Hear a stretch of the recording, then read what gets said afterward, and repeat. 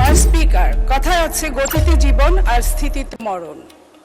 দক্ষ জনশক্তির গতি একটি দেশকে সামনের দিকে অগ্রসর করে।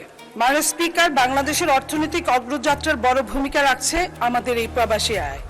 2025 সালে জিডিপিতে এই দক্ষ জনশক্তি আমাদেরকে 7% আয় আমরা এর মাধ্যমে অর্জিত হয়েছে। প্রতি বছর মাননীয় স্পিকার প্রায় 1 মিলিয়ন দক্ষ এবং অদক্ষ শ্রমিক বিদেশে পাড়ি দেন। এদের মধ্যে বেশিরভাগই অদক্ষ এবং অশিক্ষিত, অথচ বিশ্বব্যাপী শ্রমিকের চাহিদা কমছে এবং চতুর্থ শিল্প বিপ্লবের প্রভাবে উন্নত প্রযুক্তির মাধ্যমে প্রতিস্থাপিত হচ্ছে। এই অবস্থায় বাংলাদেশের দক্ষ শ্রমিকের যোগান যদি না বাড়াতে পারে, বাংলাদেশের শ্রম বাজার হারানোর উচ্চ ঝুঁকি রয়েছে। মাননীয় স্পিকার, 80-র দশকে শহীদ প্রেসিডেন্ট জিয়াউর রহমানের হাত ধরে এই যাত্রা শুরু হয়েছিল।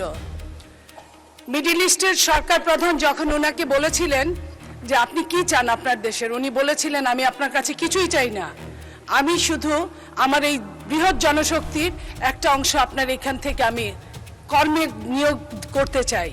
সেইখান থেকে শুরু, সেই হাত ধরে আজকের মাননীয় প্রধানমন্ত্রী আমাদের নেতা জনাব তারেক রহমান সাহেবও উনিও জোর দিয়েছেন এই জনশক্তির যাতে উন্নত হয় আগামী বাংলাদেশে। সেটার জন্য এই জনশক্তি মন্ত্রীর আপনার মাধ্যমে বলতে চাচ্ছি যে সমস্ত বাংলাদেশের জেলা এবং থানায় কিভাবে এই প্রশিক্ষণগুলো দেওয়া যায় এবং কত তাড়াতাড়ি